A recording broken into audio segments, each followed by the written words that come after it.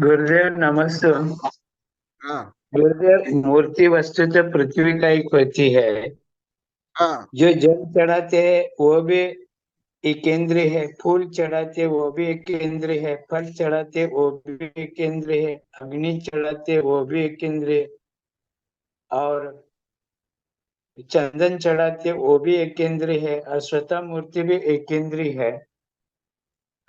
तो वो मूर्ति स्थापना की दृष्टि से स्थापित किया गया, लेकिन उसमें कालक्रम से पर्यायगत परिवर्तन का प्रभाव समाज पर, मूर्ति बिठाने वाले पर, यह सब गांव पर पड़ता है कहते हैं। ये कहाँ तक योग्य है? अंग भंग हो या उपांग भंग हो, उसमें मूर्ति में कुछ मुखाकृति में संस्थान की दृष्टि से अगर कहीं त्रुटियां हो तो उसका प्रभाव ये व्यक्ति पर पड़ता है, ये कहना योग्य है क्या?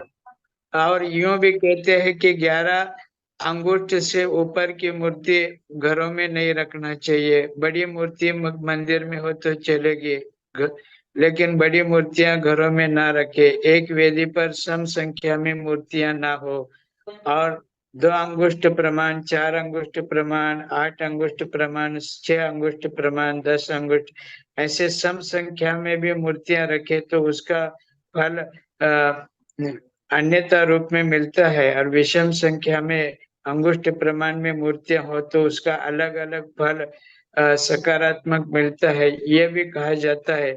जबकि मूर्ति तो जड़ात्मक है, पुद्गलात्मक है, उसका प्रभाव, जबकि भक्ति भावना से ही तो कोई 4 पैसे खर्च करके मूर्ति बिठाते हैं, तो उसको अच्छा लाभ होना चाहिए, जबकि उसका बुरा फल बताया गया, ऐसा भी कैसे हो सकता है? हाँ, मैं मैं आप लोग को बहुत पढ़ाया हूँ। और आप जब थे उस समय में 2 बार एक ग्रंथ छप गया है। जी जी। अब ये मैं विभिन्न जगह में रिसर्च करते हुए भी आपके पूछा भी हूँ आप लोग के सामने, और मैं खुद भी रिसर्च कर रहा हूँ। परंतु सूक्ष्म जिनोदत तत्व हेतु भी नहीं हन्य थे अज्ञा शुद्ध तज्ञाय नन्न था बाधी न। इस विषय से ये जो विषय ये अष्टांग निमित्त के अंतर्गत है। और अष्टांग ज्ञान ना आपको है ना मुझे है, ना गृहस्थों को है, ना विद्याधारी अभी कोई है जैसे कल परसों भी कविता बनी। ना आप भी कुछ जानते हो ना मैं भी, मुझे भी नहीं, ना अभी किसको है। इसलिए यह विषय मैं आप लोग को भी बहुत बार बताया हूँ, प्रैक्टिकल देखकर भी बताया हूँ अनेक जगह। सामान्य लोग छोड़ो, अधिकतर आचार्य से लेकर कोई वैज्ञानिक प्रोफेसर ज्योतिषों को भी ज्ञान दे। दिगंबर सत्यंबर हिंदू ज्योतिष को मैं पूछा हूँ, और प्रतिष्ठाचार्यों पूछा, आप लोग के सामने भी पूछा हूँ कई को। आपको कितना याद है आप जानो, कोई उत्तर नहीं पाया, और मैं कई उत्तर दिया हूँ अनेक आचार्य के। इसलिए पंचकल्याण में अब देखकर होंगे अनेक जगह पंचकल्याण हुआ, मुझे ही सब बोलते थे प्रवचन करने के लिए प्रतिष्ठाचार्य, इसलिए आचार्य अन्य संघ आचार्य था। परंतु ये इतना सूक्ष्म विषय है, ये रिद्धि का ये है अष्टांग निमित्त। जिनको अष्टांग निमित्त ज्ञान है वो पूर्णतः इसको जानते हैं। भले मैं इसको अभी भी रिसर्च कर रहा हूँ, अध्ययन कर रहा हूँ, वैज्ञानिक चल रहे मेरे वैज्ञानिक आप भी जानते होंगे। वैज्ञानिक संगोष्ठ में लास्ट में 1 घंटा प्राय करके केवल वैज्ञानिक शिष्यों को लेकर के मैं ये जिज्ञासा करता था, आप भी बैठे के अनुसार ये उत्तर सर्वज्ञ ज्ञान गम्य है, हम लोग का ज्ञान गम्य नहीं है। हाँ, प्रैक्टिकल में तो मैं आप लोग को भी बता हूं अनेक जगह में कि ये क्यों होता है, कैसे होता है, कोई भी यथार्थ उत्तर नहीं दे पाया। भले ये मेरे ज्ञान के विषय के परे, आपके ज्ञान अधिकांश आचार्य से लेकर के वैज्ञानिक से लेकर ज्योतिष ज्ञान के परे हैं, परंतु जो मेरा अनुभव है बाल्यकाल से, हजारों लाखों का ये सत्य, सत्य तो है। जैसे आप जब मेरे पास थे पढ़त में, एक ब्राह्मण परिवार के प्रोफेसर आते थे, आप भी जानते हो। महिला आती थी, दो बच्चों को लेकर पढ़ाने के लिए, कॉलेज में पढ़ाती थी मनोविज्ञान, और उनके पति भी आते थे वैज्ञानिक संगोष्ठी में। ऐसे मनोवैज्ञानिक को भी पूछ रहा हूँ, उन लोग को भी ज्ञान नहीं है। ना अभी कोई वैज्ञानिकों को, ना मनोवैज्ञानिकों को, ना ज्योतिषों को, ना भविष्यवेत्ताओं को, ना दिगंबर को, ना सितंबर को, ना हिंदू को ज्ञान, क्योंकि रहस्य विद्या है। हाँ, परंतु अभी वैज्ञानिकों को रिसर्च में लगे हुए हैं। कुछ उदाहरण देके मैं कुछ अत्यंत सरल विषय बता देता हूँ। अभी जैसे मैं यहाँ भाषण कर रहा हूँ, प्रवचन कर रहा हूँ, उससे आप लोग को सुन रहे हो और देख रहे हो मुझे, और मैं भी आप लोग को सुन रहा हूँ, आपके फोटो को देख रहा हूँ। परंतु जो नंबर है मोबाइल का है, या टीवी का, या गूगल का, या अभी जूम चैनल का, वो एक ही नंबर आगे पीछे हो जाए, केवल एक डिजिट आगे पीछे हो जाए, मैं केवल कुछ प्रश्न करता हूं, आप लोग को उत्तर ढूंढ। कुछ आवाज नहीं आ रही विद्यार्थी, अब क्या बोले सुनाई नहीं दे रहा। एक एक भी नंबर आगे पीछे हो जाए तो संपर्क टूट जाएगा। बस, तो कारण बताओ आप लोग को।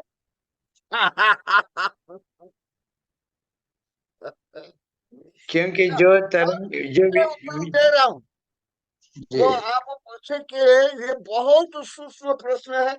मैं खुद आप लोग को भी पूछा हूँ, अनेक आचार्यों को पूछा, मेरे वैज्ञानिक प्रोफेसर है, मैं खुद इसके ऊपर अभी रोज में रिसर्च कर रहा हूँ, परंतु ये सत्य है। भले मैं वैज्ञानिक बुद्धि संपन्न हूँ, गणित बुद्धि संपन्न हूँ, तार्किक बुद्धि संपन्न हूँ, परंतु ये मुझे अभी पूरा समझ नहीं आ रहा है, तथापि सत्य है। क्योंकि मेरे जीवन में लाखों घटना घटी, आप लोग रहते हुए भी हजारों घटना घटी, ये भी रोज घटना घट रही। मैं और एक नंबर और कुछ उदाहरण देता हूँ, इसका ही उदाहरण इसके इस संबंध है। ये जो नंबर हुआ, ये सब है, परंतु इलेक्ट्रिसिटी फ्लो नहीं है। तुम लोग को बोलते हो लाइट नहीं है, इलेक्ट्रिसिटी फ्लो नहीं है, तो क्या वो यंत्र काम करेंगे? क्या नहीं ना। इलेक्ट्रिसिटी आप लोग को देख रहे हो? कौन देख रहे? अभी तक वैज्ञानिक तक नहीं दिखे थे आज तक। आप क्या देखोगे? आप लोग तो लाइट आई लाइट गई बोलते हो, इतना नूर बुद्धि आप लोग की, और कोई शब्द ज्ञान नहीं आप लोग को। इतनी नूर बुद्धि आप लोग को। तो अभी तो वैज्ञानिक तक कभी नहीं देख पाए, तो भी ये जो मैं बोल रहा हूँ, ये भी इलेक्ट्रिसिटी के कारण है। तो आप लोग क्या इलेक्ट्रिसिटी देख रहे हैं? और ये जैसे अभी आप लोग देखो, हाँ, मुठ अनमुठ कर ले, मुठ अनमुठ करते ही क्या हो रहा है? अभी अभी मैं ट्राई करके दिखा देता हूँ। मुठ अनमुठ करते ही क्या हो रहा है? अभी अभी मैं ट्राई करके दिखा देता हूँ। म्यूट करते सुनाई नहीं आता। देखो, जो फोटो देखने दे रहा था मेरा, कहाँ देख पा रहे हो? और सुन लो।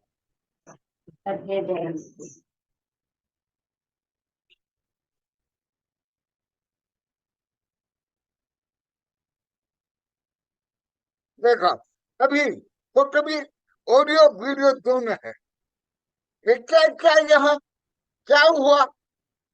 इसलिए मुझे ये विज्ञान से, सूक्ष्म उच्चतम विज्ञान से ये धर्म ज्यादा समझ में आ रहा है। सामान्य जो धार्मिक लोग को, आप लोग को भी समझते हो, तो स्थूल समझते हो। अधिकांश आचार्य, पंडित, ये सब। और मैं कुछ ट्रायल कर रहा हूँ, अभी अभी दिखा दिया। अभी और मैं कुछ ट्राई करके दिखाता हूँ।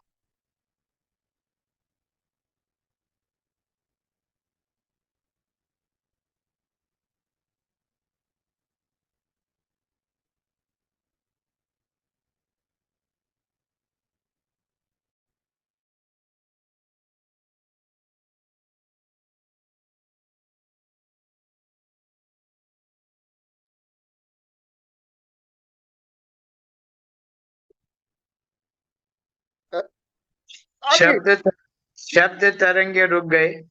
हाँ, और अच्छा, और जो आपको आंखों से, कानों से ये देख पा रहे हो? सम, वो तो मैं विज्ञान में बताता रहता हूँ, इसलिए आप लोग को थोड़ा बोल देता हूँ, परंतु आप लोग को भी कोई ध्यान नहीं इस संबंध। भले आप लैपटॉप और कंप्यूटर बेस पे करोड़पति अरबपति बन जाते हो, और मोबाइल के सही को आधुनिक को बता देते हो, आप लोग को भी कोई ज्ञान नहीं है। और मैं कुछ उदाहरण देता हूँ। उदाहरण से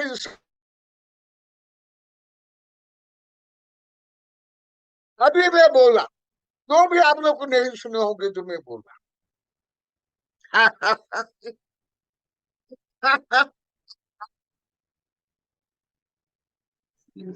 और कुछ उदाहरण देता हूँ। अभी आप लोग को दोनों पल के बंद कर लो, मैंने आंख बंद करो। आंख बंद करने के बाद मेरा फोटो को आप लोग को देख रहे हो? नहीं। पूरा कान को बंद करो, दोनों कान। मैं जो बोल रहा हूँ सुन पाओगे? सुनते हो?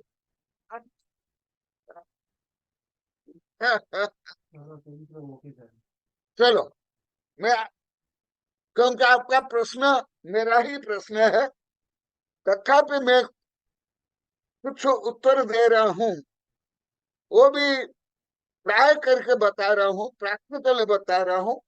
कोई रूढ़ी से, कोई खोंग पाखंड से नहीं। जो आप और मैं नहीं देख पाता हूँ या सुन नहीं पाता हूँ, कल परसों कविता भी बनी, वो अनेक पशु पक्षी देख पाते हैं, सुन पाते हैं।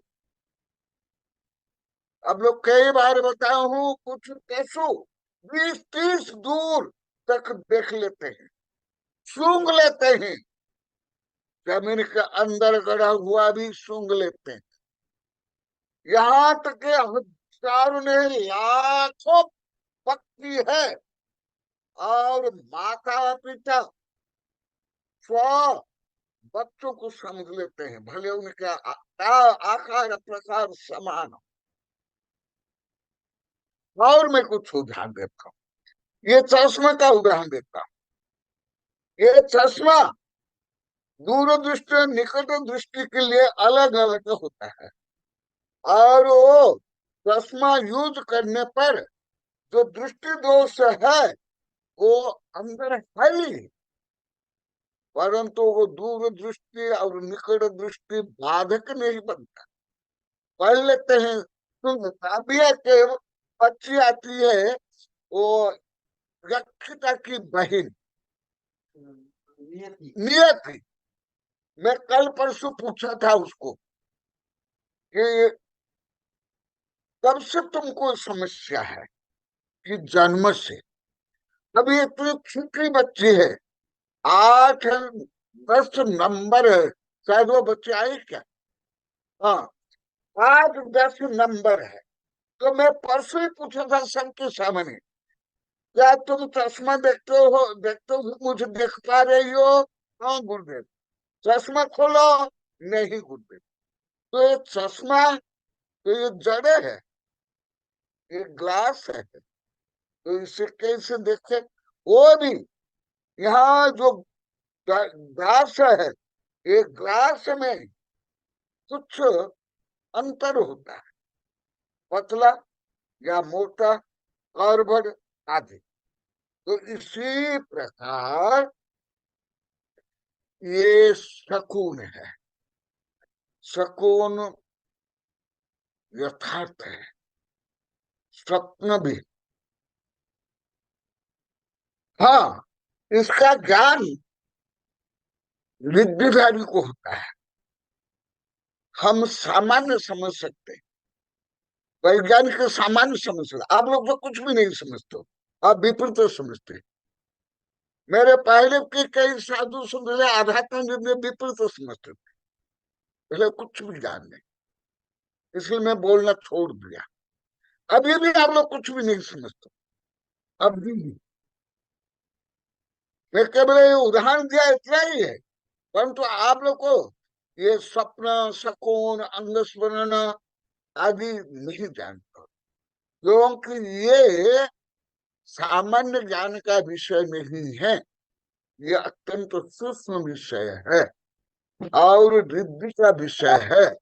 और अभी ये विषय केवल प्राचीन भारतीय हमारे आयुर्वेद में, ज्योतिष में, दिगंबर, सितंबर, हिंदू में है, परंतु ये विषय केवल अभी विज्ञान में रिसर्च हो रहा है, परंतु विज्ञान भी रिसर्च नहीं कर पाया। का प्रश्न तो बहुत अच्छा है, परंतु ये कोई आप लोग का विषय नहीं, ना आप लोग को समझ पाओगे, ना कोई लाभ ले पाओगे। तथापि प्रश्न आपका बहुत अच्छा है। गुरुदेव, इस संदर्भ में और एक पूछना था। आजकल खूब धंधा चल रहा है जोरदार कि मूर्तियों को वज्र लेप करना और अलग से पंच सुनने महाराज जी आजकल मूर्तियों का वज्र लेप करते हैं और मूर्ति वापिस पंच कल्याणक वगैरह कराते हैं। तो जो वज्र लेप करते हैं तो उस मूर्ति में जो त्रुटियां थी उसको सुधारने के लिए करते हैं। तो क्या मूर्तियों का वज्रलेप करने मात्र से समाज और करने वाले के कर्म में परिवर्तन होता है?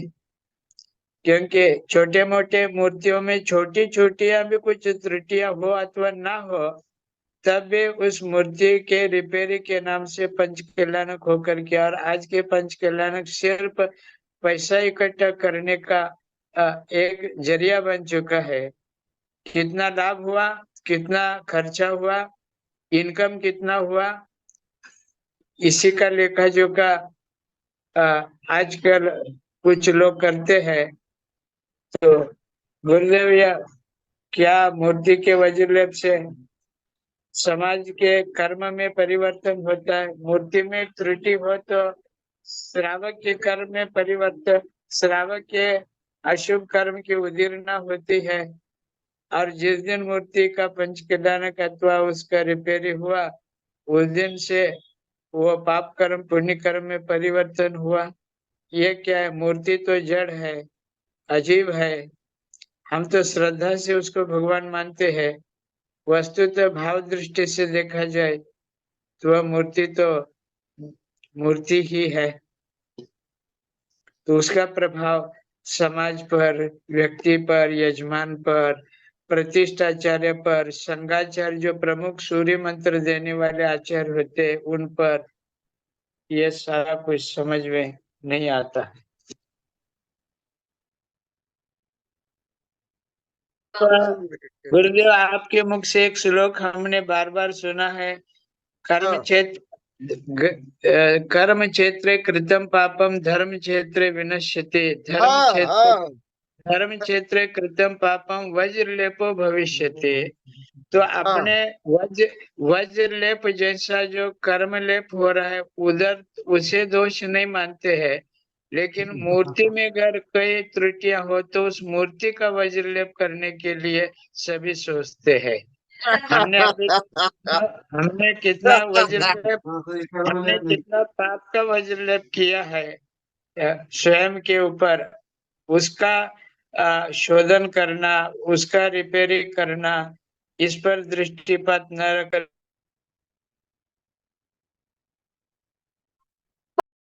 क्यों? उसमें कई कारण है, सब संकीर्णता में है, स्वार्थ में है, मतलब में है, और आध्यात्म को नहीं जानते हैं, और वाद विवाद संकोच में आ जाते हैं, लड़ाई झगड़ा।